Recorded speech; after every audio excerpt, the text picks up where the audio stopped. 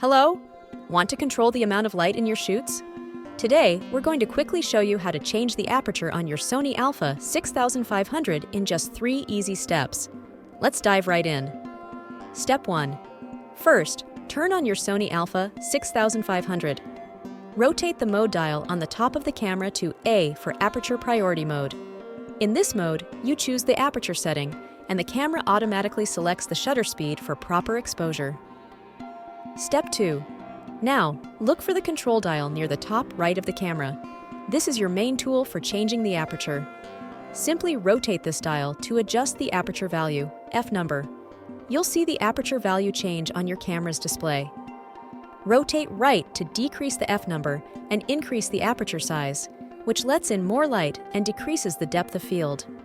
Rotate left to increase the f-number, decrease the aperture size, and increase the depth of field. Step 3.